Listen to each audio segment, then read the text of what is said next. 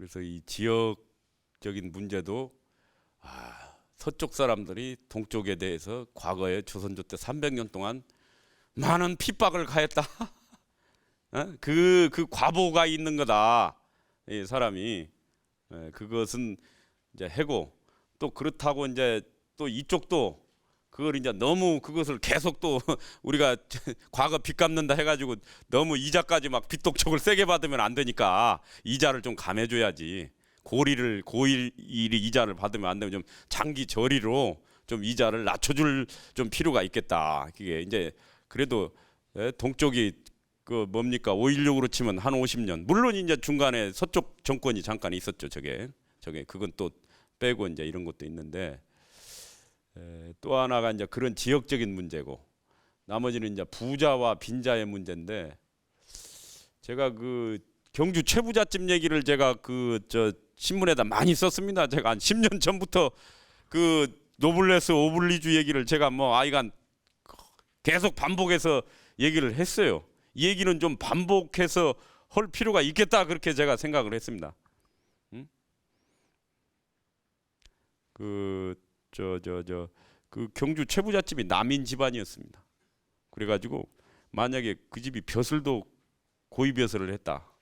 그 집은 이제 진사이상 하지 말자는 게 가훈인데 진사이상까지 하면 아마 이 노론한테 돈 다 뺏겼을 겁니다. 뭐 역적 뭐 영모 뭐 무슨 쿠데타 혐의에 너 혐의가 있다 해가지고 아마 재산 몰수하고 뭘 했을 거예요. 이걸 아니까 경주 최부잣집도 우리 재산을 지키자 이런 것으로 해서 진사이상은 하지 말자 아마 이랬을 겁니다. 사람이 돈과 벼슬을 다 가지면 양손에 떡 들자는 얘기인데 이거 부작용 생깁니다. 지금도 마찬가지라고 봅니다. 전 돈도 있고 벼슬도 또 다 갖고 이것은 조물주가 그렇게 다 안 주는 것 같아요. 한쪽을 선택해야지. 권력을 잡으면 아무래도 재물에 대해서는 좀 청렴하게 해야 되고 사람이 청렴하게 해야 되고 돈을 가지고 있으려면은 적당히 그것을 사회에 후원 사업을 해야지. 그걸 자기가 나가가지고 그 돈 가지고 내가 벼슬하고 그것을 바꾸겠다. 이건 지혜가 없는 행동이 될 수가 있어요. 지혜가 없는 이제 제가 이 부자들을 쭉 보니까 한국 사회에서 300억 이상은 자기 돈 아니에요. 그 돈은 자기가 마음대로 쓸 수 없는 돈이고 그 돈은 사회적으로 다 엮여 있어. 그리고 돈을 가지고 있으면 옆에서 가만 놔두질 않습니다. 뭐 사업하자, 투자하자, 뭐하자. 그다음에 집안, 형제간, 친척들이 왜 너는 돈 많은데 나 돈 안 주냐? 너만 잘 먹고 잘 사느냐? 막 그래가지고 막 형제간에 이상하고. 그다음에 제가 한국 사회에서 1,000억 이상 가지고 있는 사람들 들어 보니까 이 밤에 50%는 수면제 먹고 있어요. 한국 사회에서 1,000억 이상 갖게까지는 순탄치가 않습니다. 그리고 타이틀 방어하는 게 그게 쉽지가 않아요. 1,000억을 방어한다는 게 이게 다차원적으로 문제가 오는 거거든. 응? 다차원적으로. 뭐 여러 가지 면에서 태클이 들어옵니다. 그리고 뭐 자기는 또 이거 투자해라 뭐 저거 더 하자 뭐 해가지고 소송으로 한 두세 개씩 다 얽혀 있고 그러니까 이 사람이 50 중반까지는 자기 타고난 배터리로 이걸 버티지만 50 중반이 넘어서 계속 이런 문제 시달리면 수면제 먹어야 됩니다. 그래서 한국 사회 1,000억 이상 가지고 있는 건 천벌을 받는 겁니다. 그냥 아파트 하나 가지고 있고 자식들 뭐 대학 보내고 그냥 해서 남한테 돈만 안 빌려가면 됐지. 수면제 안 먹는 게 낫지. 이 수면제까지 먹으면서 꼭 살아야 되느냐 이게. 300억 이상은 자기 돈 아니고 1,000억 이상은 50%가 수면제 먹고 이게 그런 겁니다. 제가 팔자를 연구해 보니까 죄다 신약이라 재물이 많으면 반드시 몸은 약해집니다. 우리 뭐 저 삼성 집안도 뭐 몸 안 좋은 사람 많습니다. 그 집안도 저게. 그리고 우환이 끊일 날이 없어요. 우환이. 이건희 씨는 지금도 자기가 돈이 부족하다고 생각할 거 아니에요. 돈 더 벌어야 된다고 생각하지. 다 충분하다고 생각하겠습니까? 이게 돈이라는 게 그렇습니다. 그렇다고 해서 이 돈이 없다고 또 장땡도 아니고 돈이 없어야 행복하냐? 이건 또 그건 아니지. 에? 이게 이 돈과 도가 니은자 받침 하나 차이인데 그 여수에 가니까 봉소당이라는 집이 있어요. 큰 기와집인데 그 집이 한 5,000평 되는 집인데 그 가문의 영광에 그 나온 그 세트로 나온 집인데 그 집이 뭐 구합 말 때부터 뭐 굉장히 영광 김씨 그 만석군 부잣집이었습니다. 그 집이 여수에서 아주 부자인데 그래서 그 집 지금 후손이 42년생이니까 지금 거의 70인데 제가 한 7, 8년 전에 이제 그 집에 한번 놀러 가가지고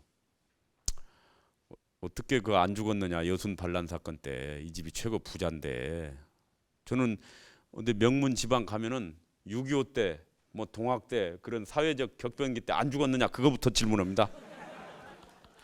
매우 하기 힘든 질문인데 그것이 가장 중요한 질문이죠. 안 죽었느냐?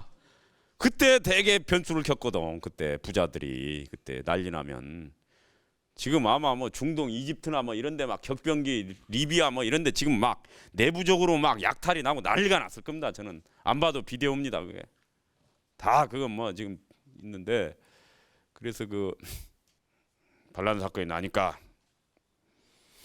임시 그 레프트 혁명 정부를 여천 군청 2층에 차렸다고 그래요. 저게 1948년인가인데. 그래서 이제 부자는 너 나와 해가지고 죽창으로 찔러 죽이는 거지. 인민재판 해가지고 너 그러면 그냥 죽창으로 가서 찔러 죽이는 거예요. 가서. 그런데 자기 집이 가장 만석군 부자니까 만석군이라면 지금 조단입니다. 옛날에 천석군이 지금 1,000억대고 5천석군은 5천억이고 만석군은 조단위 부자예요. 지금 자기 집이 만석군 조단위 부자인데 재벌이죠. 만석군은 재벌입니다. 옛날로 치면은 1번 타자로 딱 불려나갔지. 여천군청 2층에 자기 아버지가 딱 불려나갔는데 그 혁명군 그 반란군 대장이 딱 2층으로 자기 아버지를 딱 쥐어들어요. 올라오라 그래가지고 이제 너는 인민을 착취했으니까 넌 사형. 그러면 이제 가서 죽창으로 찔러 죽이는 겁니다. 밑으로 데려가서. 그럼 이제 죽으러 간 거지. 딱 2층에 가니까 그 반란군 대장이 자기 옆에 있던 보초 2명을 호위병 2명을 너희들은 내려가 그러더래요. 아래로 내려가.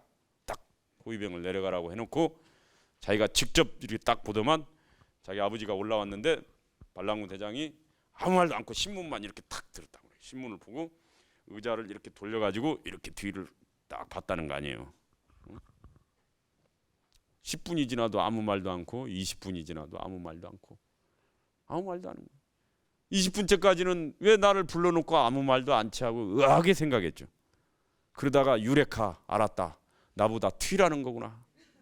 20분이 넘어가면서 아 이건 나보다 도망가라는 얘기구나 하고 2층인데 옆에 창문 열고 물 홈통 타고 끌고 내려가서 도망갔대요. 그때 자기 아버지가 한 40 정도 됐는데 도망갔다는 그래가지고 살았다는 거예요.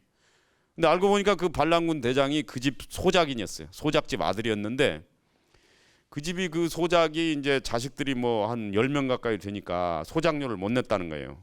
자식들이 많으니까 그거 먹여야지 학교도 좀 뭐 아껴가지고 학교도 보내야지 하니까 소작료를 못 내니까 이 지주 집안에서 이 봉소당 집안에서 그 사정은 뻔히 아는데 그렇다고 해서 완전히 면제해 줄 수는 없고 다른 사람이 항의하니까 왜 저 집은 소작료 안 받고 나는 받느냐 이래 되니까 그 여수 저 근처에서 그 추수 때가 되면 쌀을 수백 가마니씩 실어가지고 이 시내로 옮겨야 되는데 배로 옮겼다고 그래요.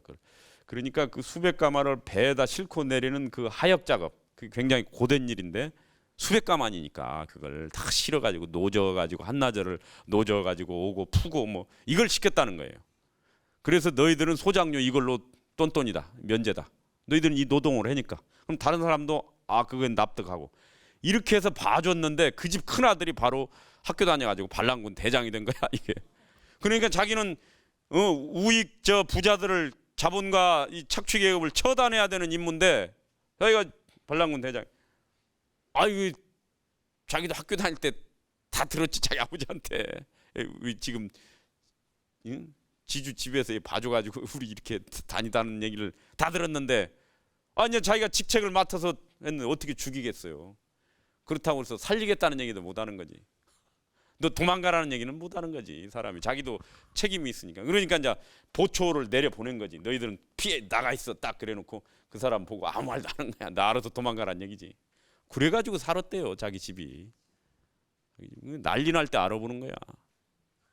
평상시에는 모릅니다. 난리 날 때 그 평소에 쌓인 개인 감정이 다 드러나기 때문에 척 찍고 살지 말라는 거거든. 그런데 이제 이 지금 그 봉소당 지금 후손이 1942년생인데 48년에 그 여순 사건이 났으니까 이게 저 만으로 6살, 우리 나이로 7살이죠. 뭘 알겠어요, 어린애가. 근데 이제 이렇게 있는데 자기는 한 번은 이 밤을 먹고 있었대. 밤을 그때 여순 사건 때. 그래가지고 이렇게 손에다 이렇게 밤을 쥐고 있는데 그 머슴 아들이 18인가 17 먹은 머슴 아들이 이렇게 완장을 차고 왔더래. 이렇게 빨간 완장을 차고 와가지고 이렇게 왔는데 자기는 그 머슴 아들 그걸 보고 평소에 안면이 있었으니까 형, 이 밤 먹어. 그리고 무의식적으로 밤을 줬대요. 이 손에다 자기가 먹던 걸. 이 자기가 뭘 분수처럼 주기를 좋아하는 습관이 있었대. 그래서 그냥 먹다가 형을 보니까 머슴 아들이지만 이제 형이라고 했던 모양. 먹어 하면서 주니까 그 머슴 아들이 완장을 차고 왔던 아들이 한참을 자기를 쳐다봤다는 거예요. 자기는 그때는 몰랐는데 지금 생각해 보니까 밤 안 줬더라면 자기 찔러 주겠다는 거예요. 밤 때문에 자기가 살았다고. 지금 이제 회고를 하기를 자기는 그때 몰랐대요. 그게 무슨 뭐 난리가 뭔지 알겠습니까? 7살짜리가 아무것도 모르지. 근데 밤을 줬다는 거예요. 그러니까 사람이 떡밥은 뿌리고 볼 일이에요. 이게 어느 코에 아다리 될지 모르니까 이게 어느 구름에 비들었는지 모른다는 속담이 있거든요. 그래서 이게 좀 그래서 그 집안이 그렇게 부잣집인데 아무 피해가 없었습니다. 그 집이 그 별명이 28평 집안입니다. 28평. 그 집 학렬이 김 이렇게 됩니다. 평으로 다 나가지. 평자로. 평으로 학렬이 평자인데 28평이라는 건 이 평자 학렬 28명이 일본 유학을 갔다 왔어요. 제 집안에. 다 28명이 일본 당시 유학을 갔다 왔으니 얼마나 돈이 많았겠어요. 그래서 28평 집안이라고 그랬어요. 다 기라성 같은 당시 그때 와세다, 동경제대, 구주제대 다 나왔으니까 다 한 거 아니에요. 전부 다 그 집이에요. 그래서 그 가문의 영광 1편 그게 나오는 저 집입니다. 그 세트로 나온 그 집이. 그래서 이 명문 그 집안이 되려면 평소에 많이 이걸 뭘 풀어놔야 됩니다. 풀어놔야지. 그래서 이분이 제가 이제 여수에 지금도 학교를 3개인가 가지고 있어요. 전문대학도 가지고 있고 고등학교도 있고 중학교도 있고 지금도 부자입니다. 그래서 사람이 후한데 내가 이제 한 번은 그 여수 시장 내 그 용서대라고 서대인데 서대 중에 큰 걸 용서대라고 그래요. 큰 걸. 그걸 이렇게 볶음을 잘하는 집이 있어요. 저는 그 프랑스 요리 중에 서대 요리를 소울이라고 그러던데 그 전에 저 교보 2층 나부리에서 소울을 잘했는데 그 프랑스 요리 중에 그걸 제가 이제 서대 그거 용서대를 좋아하는데 한번 그 양반하고 만나가지고 자기가 시장통에 있는 서대집 데리고 가겠다고. 유명한 서대 그 무슨 식당이 시장통 안에 있습니다. 그러니까 시장을 한 100m 이상 그 생선 가게 장사하는 아주머니들이 이 다라이에다 놓고 파는 사람들 있잖아요. 이 전대 차고 그 생선 갈치 비늘 묶고 이거 딱 앉아 있는데 양반은 그래도 이사장이잖아요. 그 여수에서 가장 부자인데 거길 시장통을 통과하는데 한 30분이 걸리는 거예요. 100m를 가는데 이 아줌마하고도 악수하고 껴안고 아들 지금 대학 졸업하고 뭐했냐 이걸 일일이 물어보면서 가는 거예요. 아주머니들 다 손잡고 포옹하고 이러면서 자기 양복 딱 입었으면서 그렇게 하고 가는 거예요. 그래서 야 이게 부자도 노하우가 있구나.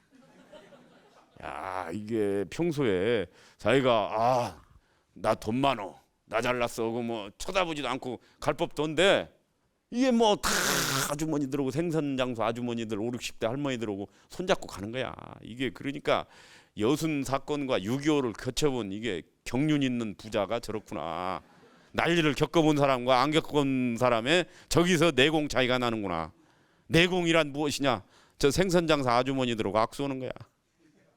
그게 내공의 차이다 이거예요. 그래서 야 이게 참 저런 걸 좀 배워야 되겠구나. 제가 그런 걸 느꼈습니다. 또 아까 저 경주 최부잣집은 제가 10몇 년 전에 처음으로 이제 거길 갔는데 가니까 이제 지금은 그게 다 영남대학 전신으로 다 됐죠. 그 집 재산이. 그래서 지금은 옛날같이 그렇게 부자가 아닙니다. 그 대학에다 다 기부를 했기 때문에 6.25 이후에 기부를 했기 때문에 6.25 전이구나. 6.25 전에 한 48, 9년도쯤에 인천 집안하고 친했습니다. 경주 최부자가. 그래서 인천이 자주 놀러 갔는데 가면은 우리도 고대 인수했지 않느냐. 우리가 고대를 인천 집안에서 고대를 만든 게 아니고 처음에 이용익 대감이 일대 교주고 인천이 아마 3대인가 같을 겁니다. 그걸 인수한 거죠. 그러니까 거기도 우리가 호남의 부자 우리도 유경 사업 하니까 영남 그쪽 최부자도 학교 사업을 하시라고 인재를 양성해라고 이렇게 자꾸 어드바이스를 한 모양이에요. 그러니까 거기도 그 학교를 대학을 만드는데 다 그 재산을 또 거기 다 했습니다. 그리고 아마 그런데 이제 그래서 지금은 그렇게 큰 부자가 아닌데 그냥 밥 먹고 살 정도죠. 그래서 제가 그때 그렇게 가니까 양반이 끝나고 나서 이제 제가 가려고 하는데 봉투를 딱 하나 저한테 주는 거예요. 촌지를. 그래서 이거 좀 받기는 좀 제가 석연치가 않더라고요. 이거 좀 꺼림칙한 이런 게가 좀 마음이. 그래서 돈은 보니까 한 30만 원 정도야. 30만 원 정도. 그래서 저는 촌지도 한 100만 원 미만은 괜찮다 이렇게 생각합니다. 그걸 가지고 뭐 뇌물이다고 그래 버리면 그걸 가지고 너무 사회가 각박하게 되는 거고 인사로. 그래서 이걸 받을까 말까 하다가 한참 좀 제가 맘먹거리고 있는데 그 어른이 그래요. 그 최부잣집 후손이 우리 집에 300년 동안 외부에서 멀리 손님이 왔는데 빈손으로 보낸 적이 없다는 거예요. 우리 집안에서 300년 동안 빈손으로 보낸 집이 없다는 거예요. 그러니까 안 받을 수 없더만. 그 300년 전통을 내가 왜 깹니까? 그래서 이제 갔더만 그 뒤로 한 1년 있다가 또 가니까 또 그때도 꼭 봉투를 해더만. 그 집이 그렇게 지금은 그렇게 넉넉한 뭐 그렇다고 해서 궁핍한 집은 아닌데 그렇다고 그렇게 아주 부자도 아니에요. 그냥. 예. 그런데 역시 그 가락이 있는 거야 이게. 그래서 자기들 옛날 집에는 가용으로 총 1년에 3,000가마 쌀을 소비했는데 그 중에 1,000가마니는 손님 접대용으로 썼다는 거 아니에요. 1,000가마. 그리고 뒤주 같은 것도 이렇게 나가지고 옛날에는 과객들이 그냥 쌀도 몇 대씩 퍼가도록 그걸 안채에다 안 두고 사랑채 어디 옆에다가 주인 얼굴 안 마주치는 데다가 쌀뒤주를 놨대요. 괜히 그 퍼가는 사람의 자존심도 있는데 주인하고 얼굴 마주치면 좀 자존심 상하잖아요. 그러니까 주인 얼굴 안 마주치는 데다가 그 쌀뒤주를 놨대요. 그렇게 해서 1,000가마씩을 썼다는 거예요. 그리고 흉년에 논 사지 말라. 흉년에 경매 물건 막 싸게 떨이로 나온 거 사지 말라 그런 얘기지. 그때 10분의 1 가격인데 흉년 들면 이제 굶어 죽는지 뭐 그냥 논 아주 투매를 하는 거지. 그냥 10분의 1 가격으로 한마디게 뭐 1억 하던 걸 지금 한 1,000만 원에 이렇게 팔면 그거 막 사면 부자 되는 거거든 그때. 근데 그거 절대 사지 말라는 거라는 거야. 부자 될 수 더 이상 하지 말라는 거. 그 원한이 생기니까. 그래서 제가 명문 집안들 그 종부들 이런 분들이 제사 음식 살 때도 절대 시장에 가면 안 깎습니다. 물건값 안 깎습니다. 저는 그래서 어디 혹시나 가서 외국 여행 가서 막 쇼핑 갈 때 같이 가서 옆에 사람들이 평소에는 막 얼굴에 나, 교, 양 이렇게 써 있는데 막 외국 가서 막 쇼핑 갈 때 막 1, 2천 원도 막 깎더라고. 이런 사람들 보면 막 계속 실갱이를 하고 그러면 속으로 저 양반 아닌가비요. 뭐 크게 바가지 쓴다면 모르겠는데 그렇지 않으면 그냥 제수용품 살 때도 명문가 집안들 그 안주인들 보니까 물건은 안 깎고 눈이 딱 마주치면 건어물 집에 갔다 그러면 막 여러 집이 우리 집에 어서 오세요 다 그럴 거 아니에요? 그러면 이 집 저 집 돌아다니면서 흥정 안 해요. 그냥 딱 눈 마주치는 데 가서 거기 딱 사더라고. 그냥 안 깎고. 그러니까 이게 처음에는 어수룩한 것 같은데 수십 년 단골이 되면 뻔히 다 알지. 뭐 저분은 안 깎는 거다 하면 그렇게 덤태기를 씌울 수가 없습니다. 이게 서로 사람 뻔히 다 알기 때문에 그 다음에는 퀄리티가 가장 좋은 놈을 그 집에 줄 수밖에 없어요. 안 깎으니까. 그리고 만약에 뭐 예를 들어서 10,000원에 사과가 5개인데 막 하나 막 더 집어오잖아. 그러면 막 사과 장수가 그 6번째 사과에 막 침을 딱 뱉습니다. 저 인간 저거 또 저러는 애 막 저 더러운 인간 이러면 그 욕이 막 보이지 않는 그 저주가 사과에 막 침처럼 딱 붙어 있어. 그런 사과 제사상에 올려놓으면 조상 귀신들이 그거 더러워서 안 먹습니다. 안 먹습니다. 그러니까 제수용품은 깎는 거 아닙니다. 그런 저 집안들이 많죠. 그리고 저쪽에 저 충청도에 가면 논산에 그 명제 윤중 집안이 있는데 그 집은 명제는 그 저 뭡니까 숙종 때 인물인데 조선조 숙종 때 왕이 저 스물 몇 번인가 불렀어도 안 갔죠. 또 벼슬 준다고 마지막에는 우의정까지 준다고 했는데도 안 갔습니다. 그러니까 그 양반 초상화를 보면 이 코가 막 이렇게 우뚝 이렇게 딱 서 있습니다. 이 코가 용코지 용코 용비라고 그러죠. 용비 이 코가 이렇게 막 꽉 서 있는데 그래서 저는 그렇게 코가 그렇게 막 우뚝하고 자존심이 강한 분들은 좀 사업에는 안 맞다. 저는 그렇게 생각하는데 너무 자존심이 강하면 이게 좀 사업이나 비즈니스는 약간 좀 급신거려야 되는데 근데 그 양반이 초상화를 보면 막 코가 이렇게 용비로 막 쫙 됐죠. 그러니까 숙종이 숙청할 때 숙자 아닙니까? 숙청 전문가였거든. 그 밑에 가서 괜히 벼슬 한다고 얼쩡거리다가 더 그냥 역적이야 해서 몰면 죽는 수밖에 없어요. 그러니까 명제는 그걸 아주 꿰뚫어 보고 있었지. 내가 저 숙종 밑에 갔다가 여차하면 죽는단 말이야. 그러니까 뭐 우의정까지 준다고 해도 내가 무슨 그런 감언이설에 속지 않는다 해가지고 안 갔던 것 같아요, 이 양반이. 그런데 이게 이제 충청도 3대 명문 A+급 양반 집안이 그 저 노성리 이 명제 윤씨 집안하고 그다음 회덕의 송씨 집안 회덕 송씨 그 송시열 그 후손들 집안하고 그다음에 저 뭡니까 사계 김장생이 연산에 사계 김장생 호가 사계죠. 모래사자의 그 계곡계자인가 신의 계자 그리고 김장생이 그래서 사계 김장생 후손 집안하고 송씨의 집안하고 윤정 집안이 이 3대 마장 귀족 집안입니다. 충청도에서. 그래서 옛날에는 혼사를 할 때도 A+는 A+끼리 하고 B-는 B-끼리 뭐 무디스 평가가 다 그때도 있었습니다.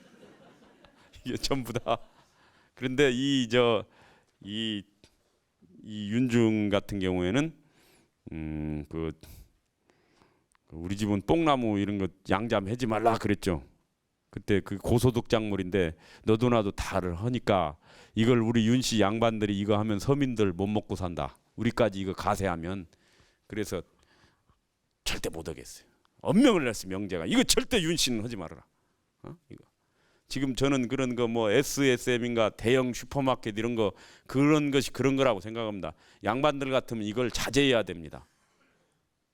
이거 자제해야지. 이게 너무 과하면 이거 어떻게 될지 몰라. 이거 날아가는 겁니다. 이게 사람이 오버하면 날아가는 거야. 이거 가서 그러니까 그렇게 그 명제집이 절대 뽕나무 못 오겠거든. 그거 하면 돈 남지만 우리 집은 그거 하지 말라 이거예요. 양반 집안이니까.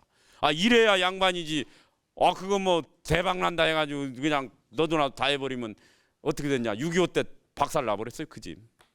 왜 그러냐면 그 인민군 본부로 썼거든. 집이 크니까 6.25 때. 큰 집이니까. 그러니까 그때 그 미군들 쌕쌕이 폭격기 그게 그 김해 쪽인가 어디에 그쪽에 있었대요. 그래가지고 매일 오늘은 폭격 어디 한다 작전 회의를 했대. 오늘은 어디 폭격한다 어디 폭격한다. 미국 쌕쌕이라고 그러죠. 그 조종사들. 근데 그 동네 출신 한국인 조종사가 있어요.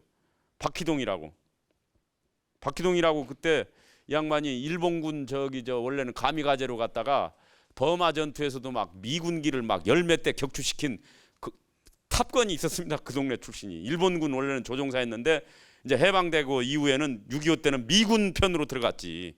자기가 해방 전에는 미군을 격추시켰는데 이게 귀국해가지고 어떻게 하다 보니까 이제 또 미군하고 같은 편이 된 거야. 그래가지고 매일 아침에 어디를 폭격할 건가 조종 회의를 했대요. 전략 회의를. 그런데 오늘은 여기 이 노성리 윤정 집안 한다. 여기 인민군 부대가 있으니까. 근데 자기가 이건 절대 하면 안 된다. 미군들한테. 이건 한국의 귀족 집안이고 대단히 존경받는 집안인데 이 집은 폭격하면 안 된다. 말려가지고 그 폭격을 안 했다는 거 아닙니까? 그때 평소에 뭐 양자먹고 뭐 SSM으로 야 다 먹고 뭐 네 돈도 내 돈이다 이거 했으면 그거 막 폭격한 따따블로 해버려 거기다. 다 그냥 박살을 내버려야지 그때. 절대로 말렸다는 거 아니에요 그 집을. 그래가지고 그 집이 면에서 지금 남아 있는 겁니다. 근데 그 쌕쌕이 조종사를 저는 처음에 뭐 미군 부대에 있는 사람이라고 저는 들어가지고 하우스부인가 제가 이래 생각했는데 알고 보니까 그분이 일본 소년 비행단 거기로 들어간 사람이에요. 17살 때인가 비행학교. 그래서 그 가미가제 그 조종사를 양성하려고 단과반이지. 그 단기 교습을 한 거지. 그러니까 한 2, 3년 한 3년 가르쳐 갖고 그냥 굴뚝으로 들어가라 이제 너희들 막 이거 하려고 속성반으로 모집을 한 거예요. 그때 이 논산 사람 박희동이라는 사람이 들어간 거예요. 17살 때. 그래가지고 3, 4년 훈련을 받았는데 이게 비행기를 타보니까 탑건이 된 거야. 그래가지고 미군하고 막 그 버마 전투에서도 오고 어디에서도 막 많은 전투를 했어. 이 공중전을. 이게 산전, 수전, 공중전인데 박희동이가 이 공중전의 명수야. 그래가지고 비행기를 열몇 대 떨어뜨렸대요. 그래가지고 박희동이 비행기만 나오면 미군들이 겁을 먹었다는 거야. 그래가지고 이 사람이 희동인데 막 시동을 걸으면 희동 이 시동을 건다고 그래가지고 우리나라 지금 공군 초대 뭐 저거 다 이 건파이터 주영복 옛날에 장관이 공군 출신이 오는데 이 박희동이한테 다 배운 사람들입니다. 조종수를. 그래가지고 그때 그 사람 얘기도 참 기가 막힌데 그래가지고 해방이 되니까 이제 여기를 들어와가지고 논산에 와서 농사진 거예요. 일본에서 이제. 그런데 마지막 버마 전투가 치열했대요. 근데 거기서도 안 죽었대. 근데 한 번은 그 휴가를 받아가지고 그 버마 전투 때 거기에서 이제 이쪽으로 그때 일본으로 이렇게 가다가 중간에 중국 어디에서 불시착을 했다고 그래요. 그 비행기가. 그러니까 중국이 어디 남부 지역에 떨어졌는데 불시착을 하니까 거기 그 중국 사람 중에 하나 영어를 하는 사람이 있어가지고 우리 집에 너희들 와라. 그러면 안전하다. 너희들 숨겨주겠다. 해서 그때 4명인가가 딱 그 집을 갔대요. 중국에. 이제 어디인지도 모르지 이제 불시착을 해가지고 이제 갔는데 이건 45년, 44년인가 얘기입니다. 갑자기 자고 있는데 막 총소리가 막 다당당당당당. 이 중국 집주인이 잃어버린 거예요. 여기 일본 놈 장교가 있다고. 아, 잃을 수가 있지. 그러니까 막 자기 옆에 동료는 일본인인데 막 나가면서 하다가 막 총을 맞은 게 막 죽으면서 막 오카상 어머니 하면서 막 죽고 그랬대요. 근데 자기는 연못으로 뛰어들었대. 3시간인가 물속에 그 빠끔 대고 이게 빨대 대고 있어가지고 자기만 살았다는 거야. 기가 막힌 얘기들이 많더라고. 그래가지고도 이제 해방돼가지고 이 논산에 와서 농사진 거야. 이게 탑건이 와가지고 그랬는데 6.25가 나니까 갑자기 이제 공군을 창설해야 되는데 김구 선생 아들이랑 해가지고 전투기를 본 조종사를 급히 모집을 한 거지. 그러니까 논에서 모심 따가 또 갔다는 거예요. 그래가지고 국민 성금 모아가지고 그때 비행기 몇 대 샀습니다. 그때 가가지고. 그래서 일본 가서 보름인가 훈련 받고 왔대요. 다시 그 비행기 모는 법 새로운 거.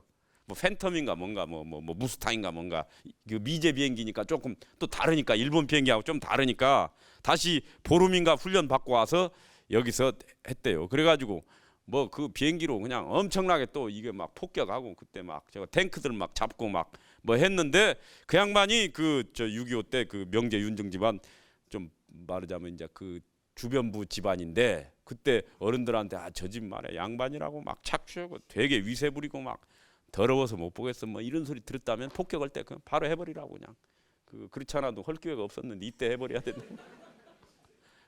그러니까 지금 이 남아 있는 집들이 이게 다 보통 집들이 아니에요. 사연이 구례에 가면은 그 운조로 있지 않습니까? 금완낙지 그 명당에 썼다고. 지금은 그 후손들은 그냥 출애하니 그러지만 그 지금 그 아들 그 주손이 도둑놈들한테 망치를 2번 맞았습니다. 한 번 또 맞다가 몇 년 있다가 또 한 번 맞고. 왜 물건 털어가려고 유물이 많으니까.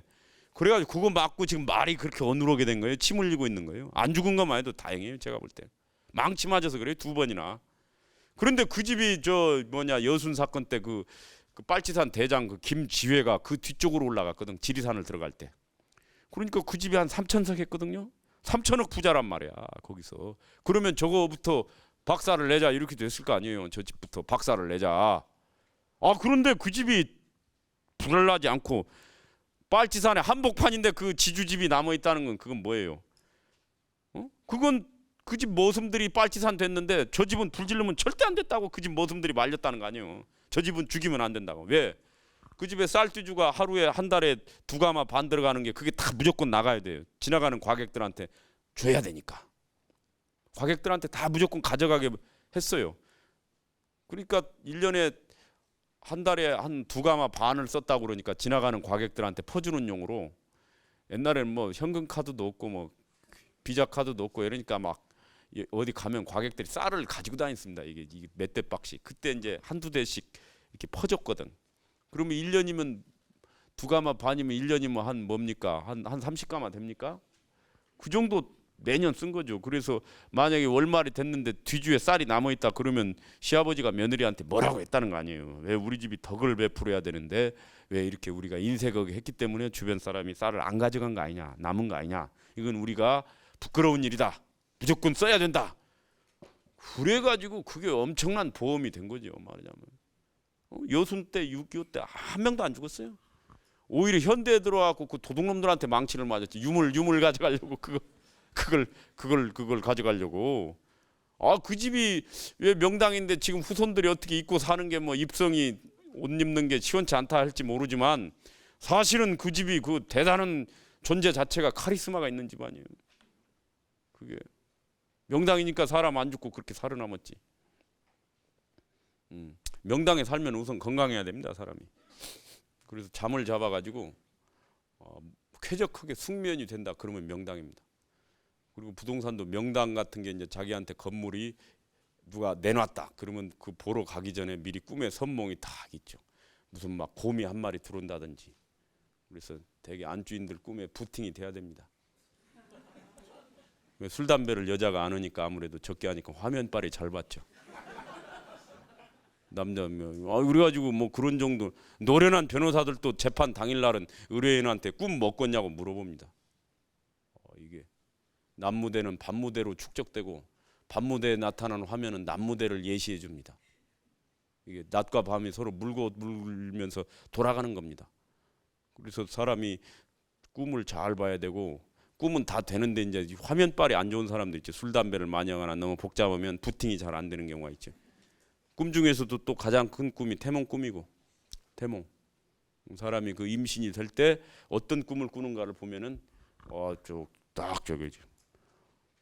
내가 지난번 이번에 그만둔 시장 오세훈 씨는 내가 지난번에 한번 올 봄에 한번 만나가지고 식사를 하면서 태몽을 뭐 꿨냐 이래 물어보니까 복숭아를 봤다고 그러더라고. 복숭아. 그리고 여기 또 탤런트는 그 고현정 씨 내가 한번 인터뷰할 기회가 있어가지고 이렇게 뭐 거기 오고 이렇게 얘기를 하면서 태몽 못 꿨냐고 이렇게 물어보니까 어머니가 어디 뭐 복숭아를 땄다고 그러던가. 아, 그래서 이 도화가 참 중요하구나. 도화가 인기하고 관련이 있구나. 도화살이라는 것도 있죠. 그래서 야, 이게 옛날에는 좀 도화살이야. 사람이 많이 따라가지고 안 좋을 수 있지만 지금은 선거 나가려는 사람은 반드시 도화살이 있어야 되겠구나. 그래야 물 묻은 바가지에 깨달라붙듯이 붙지 사람이. 그래야 이게 다 한 표 아니냐 이거예요. 한 표 아니냐 이겁니다. 그 다 표지. 제가 아는 산부인과 의사가 도화살이 3개나 있는데 이 여자 환자들로 바글바글해. 환자들로 바글바글해. 그냥 여자 환자들로 이게. 네. 그래서 그 운조로 같은 경우도 그런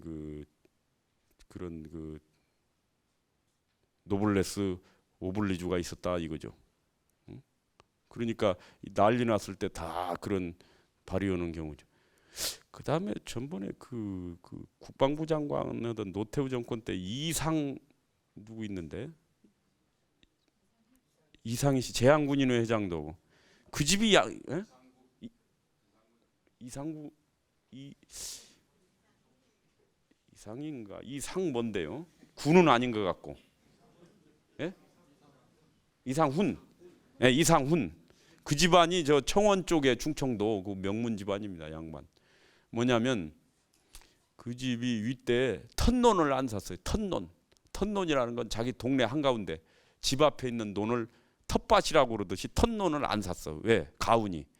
그건 동네 소가 지나다니면서 가을이 되면 그 나락을 소가 뜯어먹을 수가 있거든. 동네 소가 지나다니면. 그러면 나락 논 주인은 왜 그 우리 논 뜯어먹냐? 네 소가. 언쟁 시비가 붙을 거 아니에요. 그러면 그 턴논 사면 시비 붙으면 동네 사람한테 인심을 잃는다고 봤죠. 그거 사놓으면 반드시 소가 뜯어먹기 마련이고 소가 뜯어먹으면 기분 안 좋으니까 왜 내 거 뜯어먹냐 뭐 이래 되면 뭐 그거 가지고 그러냐 뭐 이래 되면 이래 되니까 우리 집은 양반 집안이니까 턴논을 사지 말라. 턴노를 사지 말고. 또 두 번째 그 집 그 이상훈 장관네 증조 할머니가 아주 그 여장부 타입이었다는데 그 거지들이 옛날에는 매일 왔대요. 그 막 한 2, 30명들이 아침 되면 그 대문 앞에 와서 부잣집이니까 와서 동양 달라고 그러고 매일 그러는데 그 한 번은 이제 거지한테 차려줄 때 꼭 밥상에다가 밥그릇에다 밥을 담아줬대요. 이 집에는 거지도 인권 있다 해가지고 그래서 그냥 뭐 바가지에다 이래 주지 않고 노쇠 그릇 밥그릇에다 이렇게 딱 떠주는데 한 번은 어떤 거지가 와가지고 밥 먹다가 이제 노쇠 그릇이 욕심이 나니까 그 노쇠 그릇을 품 안에다 넣고 튀었어. 이제 도망가는 거지. 근데 그 할머니가 이렇게 숭늉 갖다 주려고 보니까 이거 갖고 도망가거든 저 앞으로. 그러니까 그 외쳤다는 거 아니에요. 이 복지개 뚜껑까지 가지고 가. 그런데 그래야 제가 받지. 세트로 팔아야 제가 받지. 가져가려면 이놈까지 가져가. 그래 뚜껑까지 가져가라고. 가져갈 바에는. 아 그럴 정도 스케일이 됐다는 거예요. 그러니까 그 집이 얼마나 적선을 많이 했겠어요. 그래가지고 그 집 다 잘 됐어요. 형제간들이 뭐 다 학교도 다 공부 잘해가지고 칠남매가가 다 경기 나오고 와 다 그 집 잘 됐어요. 아주. 그걸 충청도 청원 그쪽에서는 그 집안의 그 적선은 얘기가 다 전설적으로 회자되는 그 집안입니다. 이상훈 전 그쪽 장관 집안 얘기들이. 그런 집들이 다 양반 집들이고 대접받고 다 그랬습니다. 그런 집들은 그러니까 항시 존경을 받았고 아까 그 경주 최부자만 하더라도 그건 왕이었어요. 경주에서 실질적으로 왕. 그건 부자가 아니고 그냥 거의 왕 같은 대접을 받던 집이 뭐냐면은 비 오는 날에도 땅이 질퍽질퍽해도 경주 시내 사람들이 최부자 종손 딱 지나가면 길바닥에서 질퍽질퍽한데도 큰 절을 올렸습니다. 길바닥에서도. 얼마나 존경을. 그리고 그래요. 그렇게 그 만석군 집안으로서 만석 이상의 재산은 그 환원한다. 뭐 이렇게 그리고 뭐 과객 대접을 후하게 하고 흉년에 땅 사지 않고 그 뭐 다 이렇게 한 게 우리 집은 왕이니까 그 백성을 먹여 살려야 될 의무가 있다고 생각한 거야. 경주 사람들 굶기면 내가 어떻게 왕 노릇을 하냐? 못 하지. 자기 밥 굶기면서 어떻게 뭐 말빨이 생깁니까? 안 생기지. 그리고 또 하나 이게 또 다 굶어 죽으면 다음 농사는 누가 짓냐 이게. 뭐에게 살려야지. 현실적인 이유도 있는 거예요. 하나는 자기가 책임감, 자기가 그 주인이다라고 하는 자기가 귀족이다라고 하는 그 책임감이 있고 하나는 현실적인 노동력의 문제가 있고 그 두 가지가 있는 거예요. 그런데 이제 지금 한국 사회는 이게 보니까 그렇게 옛날에 부자가 이렇게 된 게 아니고 다 중인 이하계층에서 갑자기 졸부된 사람이 많습니다. 이 사람들은 어떤 의무감이나 책임감 같은 걸 잘 안 느끼죠. 내가 그냥 밥 굶다가 이 돈 벌었는데 내가 이거 마르고도 닳도록 써야지 이게 무슨 소리요. 근데 어렸을 때부터 이렇게 주변을 자기 집안 어른으로서 다 챙겨라 이렇게 인사를 받고 교육을 받고 큰 사람이 돈 버는 거하고 그냥 막 눈에 불을 켜고 막 이거 벌어가지고 한 건 노는 행태가 다르지. 노는 행태가. 그래서 제가 그 재벌 창업자들이나 이런 사람들은 대단한 사람들인데 그런 사람들 손도 크고 재벌 창업자나 이런 사람들 손이 큽니다. 그리고 자기가 사업하다가 자살을 하려고 몇 번 마음 먹을 정도까지 그렇게 궁지에 다 몰려본 경험이 있기 때문에 상대방 심정을 좀 아는 게 있습니다. 도와줄 땐 자기가 도와주려고. 근데 이 세들은 전혀 고생을 안 해가지고 저 상대가 뭐 배가 고픈지 추운지 저 자식이 뭔지 아무것도 모릅니다. 다 자기 한패한테 굽신거리니까 다 뭐 회장님 뭐 어찌고 하면서 도련님 뭐 다 어찌고 하니까 이게 뭐 사람 귀한 줄도 모르고 남자들 자기 친구들한테는 돈 안 씁니다. 술집에서나 돈 쓰지. 돈 안 씁니다 이런 사람들. 그러니까 이게 뭐 뭔 일 생기면 누가 도와주는 사람도 없고 그리고 이게 그 집구석이 그 유지가 잘 안 되는 거예요. 이게 보니까. 그러니까 이게 그렇게 반드시 피땀 눈물 세 가지 액체를 흘린 거에 비례해서 내공이 생기는데 뭐 MBA 아무리 다닌다고 되는 것도 아니고 내가 보니까 MBA 그런 거 다 허당이고 피땀 눈물을 누가 얼마나 흘려보느냐 이거에 따라서 자기 내공이 비례하고 그거 가지고 자기가 경륜을 삼는 거지 그거 안 되면 쉽지가 않습니다. 그래서 이제 지금 한국 사회에 아까 그런 지역 문제는 크게 그런 남북 문제의 인과가 있고 그다음에 경상도와 이쪽 호남 쪽에 이 동서 문제는 아까 그런 조선조 인조반정일에 이런 문제가 있고, 빈부 차이라는 건 제가 쭉 경주 최부자랄지 여수의 그런 봉소당이나 충청도 명제 윤중 집안이나 이런 집안들 그런 사례들이 있습니다. 그런데 이게 소통이 안 되고 그러면 결국은 피를 흘립니다. 피를 흘릴 수밖에 없습니다. 그러면서 이게 결국은 나아가는 게 아닌가. 근데 될 수 있으면 우리가 피를 적게 흘리고 한번 어떻게 해보자는 거죠. 피를 적게 흘리고. 왜? 한국 사회가 이만큼 이제 여러 가지 물적 토대가 됐으니까 2만 불도 되고 뭐 원전, 자동차, 뭐 반도체, 뭐 기타 등등 뭐 잠수함도 요즘 인류로 만드는 모양이에요. 이런 정도 하드웨어가 갖춰진 나라가 이거 콘텐츠가 뭐냐? 난 통합하는 게 콘텐츠라고 봐요. 뭐 콘텐츠 다른 콘텐츠 필요 없어. 우리 한국 사회가 통합을 하는 이런 콘텐츠만 확보하고 있으면 이게 우리 한국 사회가 한 단계 환골 탈퇴하는 계기가 되는데, 여기서 통합 콘텐츠가 없어가지고 지들끼리 서로 총질하면 10년 내에 이거 못하면 저는 깔아앉는다고 봅니다. 오늘 제 얘기는 이겁니다. 이상입니다. 감사합니다.